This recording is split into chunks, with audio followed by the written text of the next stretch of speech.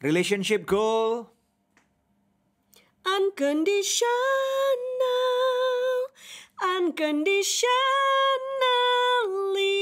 I will love you unconditionally. Mwah. Stand by. 3, 2, 1, action.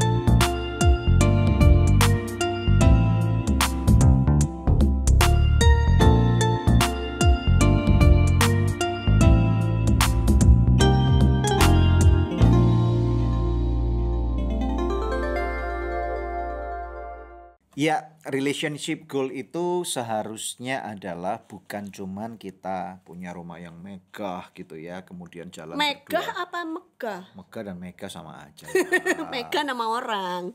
Ya, oke. Jadi maksudnya itu bukan cuman berjalan bergandengan tangan. di White Sandy Beach gitu ya, atau di Canggu atau di Bahamas atau di Pantai, berpasir Maldives gitu ya. putih. Tetapi pada waktu dua orang yang tadi memadu cinta nih ya, ingat ya di episode awal daripada serial ini kita ngomong bahwa dua orang yang istilahnya memadu cinta itu mereka berani untuk meninggalkan segala sesuatu ya, mereka berani untuk percaya bahwa akan ada sesuatu yang luar biasa terjadi pada kehidupan cinta mereka in the name of love ya. Jadi hari ini kita akan belajar bagaimana caranya supaya till death do us part ini terjadi karena kita saling unconditional. Ya, suaraku gak sebagus suaramu I will lah. love you unconditionally. Yes. Jadi kita ini lagi ngomong tentang unconditional love atau kasih tanpa True. syarat. Yes. Kenapa penting untuk belajar tentang kasih tanpa syarat or unconditional love ini? Karena dunia ini banyak mengajarkan kita jenis cinta yang salah. Misalnya apa? Cinta yang karena aku mencintaimu karena kamu ganteng, ya kan? Karena atau kamu cantik. karena kamu duitnya banyak, Karena kamu gitu, seksi. ya kan? Atau karena kamu maco, ya kan? Nah, di mana cintanya itu berkondisi. Karena kamu anak orang kaya. Iya. Misalnya gitu. Nanti kalau kondisinya berubah, ketika dia sudah nggak cantik lagi, dia sudah nggak kaya lagi, ya kan? Dia udah nggak ganteng lagi, dia udah nggak seksi lagi, dia udah nggak maco lagi, uangnya habis, ya kan? Apakah cintanya itu masih bisa bertahan? Ya, memang nggak bisa dipungkiri bahwa pernikahan sendiri itu memang kompleks ya. Cinta memang perlu yang namanya semua ini tadi ya. Kalau misalnya kita tahu nih, kita mempelajari kata-kata arti love ini tadi, ini kan ada beberapa degree nih ya. Degree yang paling atas itu namanya agape. Agape ini adalah the God kind of love ya. Cintanya Tuhan Yes. kepada kita. Kemudian istilahnya yang bawah-bawahnya ini bukan berarti yang lebih rendah nih ya, tetapi ada yang namanya filio. Filio itu kan kasih Antar saudara, yes, antar kasih saudara. persaudaraan. Terus ada juga yang namanya kasih orang tua. Storge. Storge ya. Jadi orang tua kepada anak. Ada lagu bahasa Indonesia bahwa orang tua selalu memberi. Lagunya Selalu gimana? memberi, Yes. tak harap kembali. Betul. Terus kemudian Bagai sang surya menyinari dunia. Itu kasih Yes. ibu kepada beta. Oke, jadi kasih orang tua most likely akan jauh melampaui anak-anaknya. Kemudian ada yang namanya kasih eros. Kasih eros ini adalah kasih pada waktu dua orang laki-laki perempuan memadu cintanya. Ya. Istilahnya mereka menggebu-gebu karena Ketertarikan nafsu. secara fisik. Ya, karena nafsu, lust. Ini nggak bisa dipungkiri. Apakah itu salah? Enggak kok. Kita perlu lust. I lust after my wife gitu ya. Jadi ini memang perlu diperlukan. Jadi tetapi kita harus istilahnya itu bertumbuh dari lust ini. Kemudian bagaimana caranya kita overcome it, kita naik degree peringkatnya menjadi kasih agape. Jadi berubah kasihnya dari aku mencintaimu karena menjadi aku mencintaimu meskipun. Ya, jadi ini ada orang-orang yang memang luar biasa banget kalau kita pernah mendengarkan beberapa kisah ya. Misalnya ada seorang istri yang kemudian misalnya kena stroke, kemudian nggak bisa apa-apa, diranjang aja, suaminya istilahnya bertahun-tahun menjaga setia. istrinya. Ada loh kisah-kisah seperti itu, dan ini based on real story ya. Sampai anak-anaknya udah dewasa, kemudian anak-anak bilang, papa menikah aja gitu. Nggak apa-apa, mama kita udah cariin suster dan yang lain-lain. Tetapi papanya tetap bersikukuh gitu ya, keras kepala, istilahnya konsisten untuk tetap menjaga istrinya yang nggak bisa ngapa-ngapain. Tetap setia. Itu luar biasa Iya. banget loh ya. Itu benar-benar agape banget gitu. Ya. Apalagi misalnya. Nah, jadi kalau kasih yang agape itu, unconditional love itu, kita itu tetap mencintai dia meskipun dia tidak layak dicintai. Ya. Ya kan? Mungkin katakanlah suaminya sudah mengkhianati istrinya, punya wanita simpanan lain, ya kan? Itu kan Ya. sakit gitu kan sebagai istri gitu kan. Harusnya kan susah untuk mencintai dia kembali, tapi tetap memilih untuk mencintai meskipun keadaannya seperti itu. Nah, itulah unconditional Ya, love. ibaratnya gini loh, kalau misalnya suami atau istri yang misalnya lagi bermasalah, ya, istilahnya punya karakter problem sehingga istilahnya sangat sukar untuk dicinta. Ya, berarti seharusnya bisa dipastikan bahwa semestinya secara jiwa atau mungkin bahkan secara roh orang itu lagi sakit. Ya, dan sakitnya adalah akut. Pertanyaannya satu ilustrasi ini, kalau misalnya anggota keluargamu yang paling kamu sayang, misalnya ya, apakah itu orang tua, anak, atau suami istri, ya, dan kemudian mereka misalnya harus masuk ke ICU, misalnya ini pada zaman pandemik sekarang karena COVID atau karena kanker atau apapun juga, apakah kamu akan meninggalkan mereka? Apakah kamu akan berkata kepada dokter, ya udah deh dok, ini udah nggak ada harapan deh, daripada satu hari di rumah sakit bisa-bisa ada yang 10 juta, 20 juta loh, ya. Daripada 20 juta tiap hari dok, ini uang berapa yang mau dibakar gitu ya. Udah deh, lebih baik Cabut aja selang-selangnya. cabut gitu. Karena nanti kalau dicabut, pengeluaran nggak keluar, plus tambah bonus asuransi. Apalagi asuransinya gede, misalnya 10 miliar atau 100 miliar. Kan lumayan ini, ya. Jadi apakah demikian? Nah, kalau misalnya ada Tergantung orang-orang itu. yang berpikir demikian, berarti ini menunjukkan bahwa orang itu nggak mencintai dengan tulus gitu ya. Walaupun ini memang kita nggak bisa judge, karena kompleks banget kompleksitasnya ya. Nah, jadi Anda akan memutuskan tuh, aku akan tunggu. Aku akan dengan segala macam upaya yang terbaik, aku akan belanjakan, ya udah deh, ini kan orang tua misalnya atau suami. Namanya suami dia udah cari kerja dari dulu sampai sekarang, kita udah bisa punya rumah, punya segala-galanya, sekarang dia stroke gitu ya.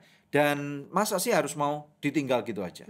Ada juga kan? Kita pernah ya, kita kenal, pernah ketemu sama 8 tahun orang-orang guys. seperti 8 tahun di rumah sakit, si suami ini tidur aja gitu ya, istilahnya koma, nggak pernah bangun, dan istri serta anak-anaknya nunggu guys, nunggu setiap tahun sampai dengan setia. akhir tahun ke-8 akhirnya Tuhan berkehendak lain dan kemudian suami harus berpulang ke rumah Tuhan. Jadi ada keluarga-keluarga istri yang tetap, atau suami ya, yang tetap berjuang sekuat tenaga selama pokoknya Belum monitor flatline. jantung itu ya belum garis Belum lurus tit ya. gitu ya. Maka mereka tetap akan mempertahankan sampai akhir. Nah, itu suatu perjuangan yang luar biasa. Betul. Dari I love you because menjadi I love you even though. Nah, namun demikian kita tahu juga sekali lagi ya, kita tidak meremehkan arti pergumulan atau permasalahan yang kalian hadapi. Oleh karena itu, pada waktu kalian juga harus menjaga kewarasan kalian ya. Jadi istilahnya gini loh, kita nggak bisa cuman ayo ampuni, ayo terima. Tetapi orang yang menjadi korban ini juga perlu dijaga kewarasannya. Nah, salah satu cara yang sangat ampuh itu adalah orang ini juga harus diberikan counsel Ya. atau nasihat. Ya, Makanya pergi itu sekali lagi counseling. kita harus mendorong yuk counseling. Ya, Ya. itu untuk kesehatan mental dia ya. Jadi bisa ketemu sama konselor atau ketemu sama psikolog kalau Betul. ke degree yang lebih tinggi, atau ketemu sama psikiater kalau misalnya diperlukan obat-obatan tertentu. Betul. Gitu. Nah, Dan menurut kamu pada waktu nih ya, kalau misalnya ada orang yang tanya, sampai tahap manakah pada waktu sebuah pernikahan itu bermasalah, mereka harus ketemu dengan seorang counselor untuk counseling? ketika kamu menemukan masalah yang tidak bisa diselesaikan, ini misalnya berdua antara suami istri nggak bisa menyelesaikan masalah ini sendiri, ya itulah saat yang terbaik untuk pergi konseling, untuk mendapatkan pandangan dari orang netral, pihak ketiga yang bisa menuntun kita, maksudnya gitu, untuk melewati masa-masa yang sulit ini gitu. Atau kalau misalkan masalahnya adalah masalah kesehatan tertentu nih ya, nah itu alangkah baiknya kalau pergi konsul ke dokter. Nah, kita tahu tuh bahkan dalam hubungan suami istri misalnya, ada suami-suami yang mengalami kesulitan untuk ereksi karena impoten. Biasanya terjadi kalau menderita diabetes atau kencing atau manis, sakit-sakit yang lain. Nah, itu jangan pernah merasa malu terus nggak mau mencari bantuan. Nah, kalau hal-hal yang seperti itu harus pergi ke dokter supaya dipantau ya kan, kesehatannya kalau menjadi baik kembali, maka tidak menutup kemungkinan bahwa suaminya akan bisa perform kembali. Dan bukan berarti kalau kamu pergi ke counseling, bukan berarti kamu nggak bisa menerima loh. Ya, jadi ada stigma yang mungkin mengatakan kamu harus menerima aku dalam kondisi state of condition ini pada waktu nggak bisa perform, Ya. pada waktu ini, pada waktu itu. Menerima adalah satu hal, tetapi berusaha lagi-lagi kita akan adalah mau merevive, mau merevolusi, Ya. mau memperbaiki. Ya, jadi ingat dalam episode yang lalu kami mengatakan revolusi itu adalah berputar 180 derajat, ya. Menerima satu hal tetapi kemudian memperbaiki. Kalau kita mau memperbaiki, yuk kita harus perbaikin. Bahkan kalau memang bisa mencegah lebih baik daripada mengobati. Makanya kami juga menyarankan nih, bagi orang-orang yang selama ini udah kami bantu, kami mentorkan, kami mendorong mereka, yuk supaya berbuka diri, jangan sampai menunggu kalau ada masalah. Iya, Ya. karena kalau biasanya yang ditunggu-tunggu itu udah parah. Pada akhirnya toh juga harus pergi konseling, tapi udah parah banget masalahnya. Betul. Jadi jangan tunggu sampai masalah itu menjadi parah. Nah, Ya. balik ke unconditional love ya. Jadi unconditional love itu adalah memilih untuk tetap mencintai meskipun dia tidak layak dicintai. Yes. Memilih untuk mengampuni meskipun dia tidak layak diampuni. Ya, kemudian memilih untuk tetap melayani meskipun dia tidak layak untuk dilayani. Ini nggak mudah loh ini, Nggak berat mudah, ini nggak ya. mudah. Mungkin beberapa di antara saudara yang bilang, Ya. aduh aku nggak bisa deh Bu kalau seperti itu standarnya gitu kan ya, susah banget gitu. Nah, memang secara manusia kita nggak bisa, makanya itu kita perlu melibatkan Tuhan. Ngaku aja dalam doamu secara jujur kepada Tuhan, Tuhan aku nggak bisa, aku nggak tahu gimana caranya untuk ngampuni suamiku, untuk tetap mencintai dia atau untuk tetap melayani dia, tapi aku tahu Tuhan bisa memampukan aku gitu. Asal kita mau, Tuhan sanggup untuk memberikan kita kekuatan yang baru. Ya, jadi ini memang kita harus melihat juga dalam setiap case itu tentunya nggak sama ya. Jadi sekali lagi ini sangat diperlukan karena till death do us part ini bukan sesuatu yang main-main. Kamu punya nasihat nggak pada waktu misalnya ada seorang misalnya aja kita ngambil kebanyakan seorang istri yang sudah dimadu. Ya, jadi suaminya punya gundik lah atau punya simpanan atau bahkan sudah menikah siri nih dalam to the point of that gitu ya. Bahkan istrinya tidak setuju tapi dia udah menikah siri ini, bagaimana menurut kamu harus menerima suaminya sebagai seorang perempuan ya? Nah, itu kan memang susah ya. Banyak perempuan yang mungkin tidak bisa, tidak mau menerima hal yang seperti itu. Tapi kalau kita kan sudah dilindungi oleh firman Tuhan. Kalau menurut firman Tuhan seharusnya nggak terjadi hal yang seperti itu. Ya kan? Betul. Kan nggak bisa pernikahan Kristen dan pernikahan siri gitu. Betul, Nggak betul. boleh kan? Nggak boleh. Harus cerai dulu secara sah di mata hukum baru boleh menikah sama orang lain, Seharusnya, ya kan? betul.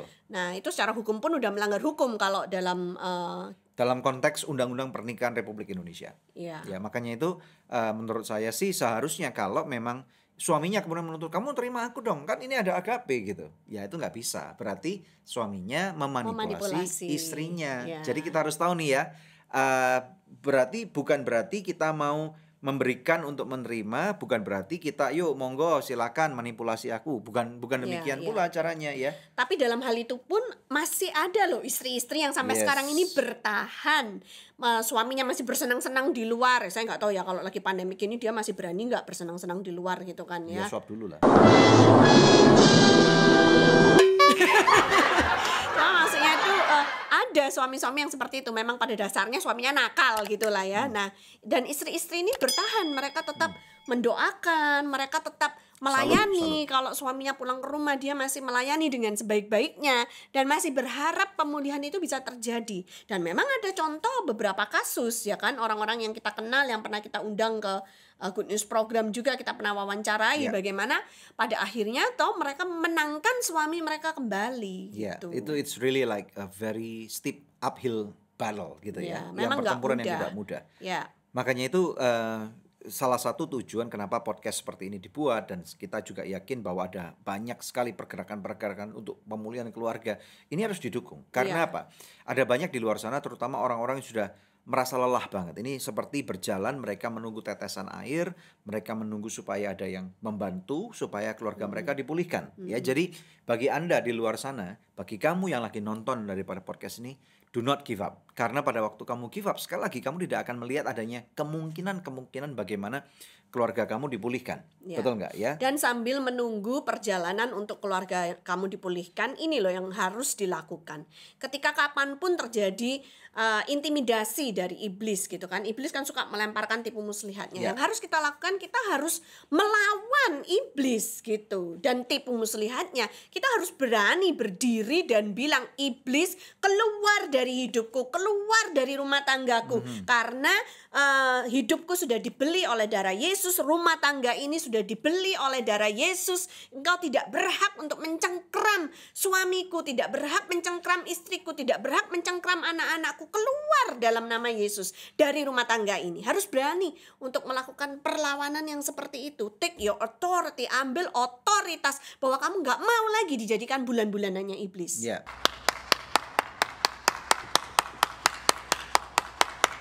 Orang yang bisa menerima pasangan hidupnya atau secara agape ini ibaratnya adalah orang yang benar-benar standing in the gap berarti ya. Ya. Orang yang berani Intercede.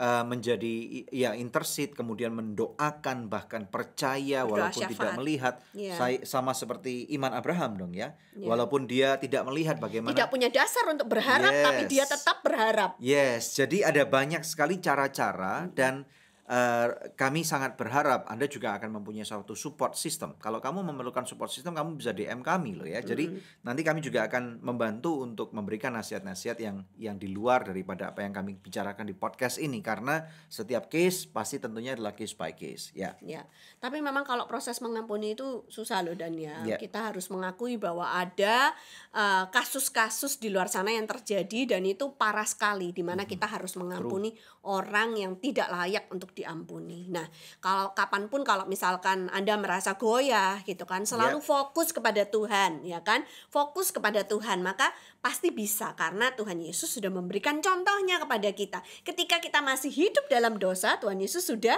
mati buat kita, sudah mengasihi kita terlebih dahulu. Nah, Ya. seperti itu. Jadi kita bisa mempunyai satu kekuatan di luar kekuatan manusiawi kita untuk menyelesaikan apa yang sudah menjadi kehendak rencana Tuhan yang besar untuk kita ya.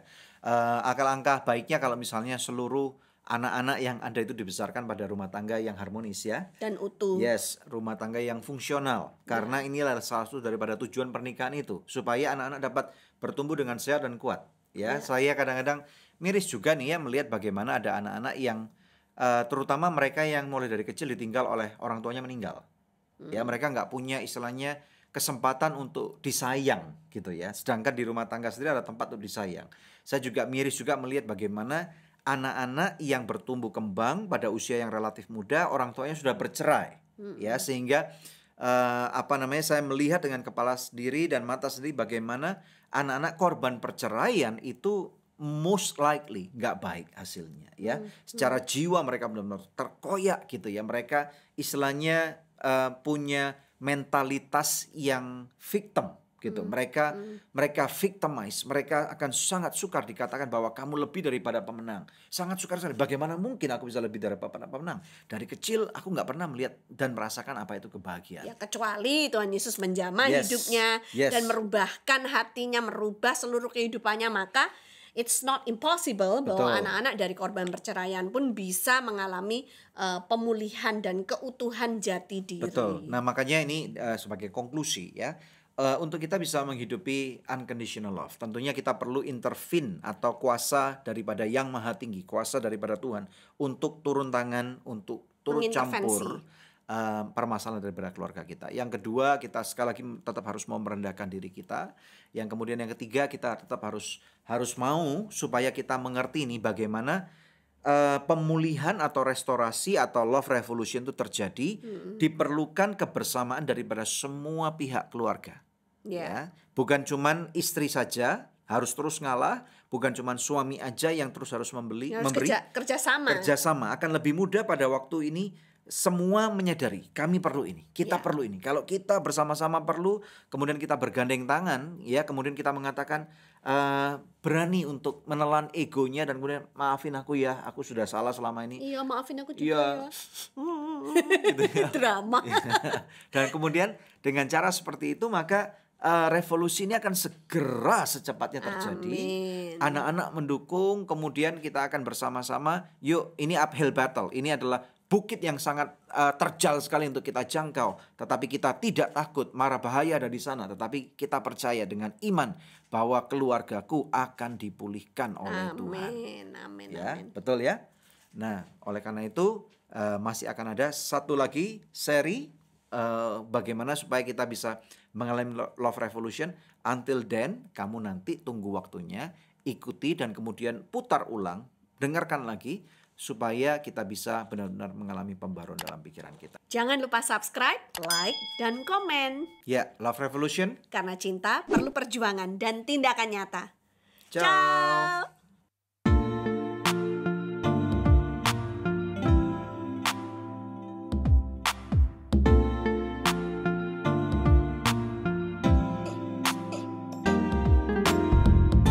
Terima kasih sudah tune in di podcast Love Revolution.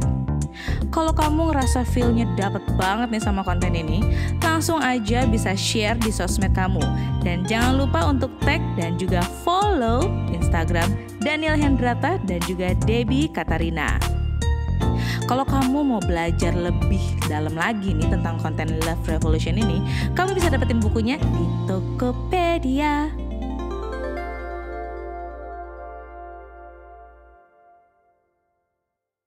Dari atas sampai bawah lengkap, Masa luar papa dalam. mama masih gitu? Oh ya, sampai sekarang. Ya kan? Dan Kalau itu itu opa omaku. Ya gak mungkin lah. Itu kan luar biasa. Yang mana aku tahu. Kalau gitu Tuan Putra dan Tuan Putri aja deh. ya. Oke. Nah,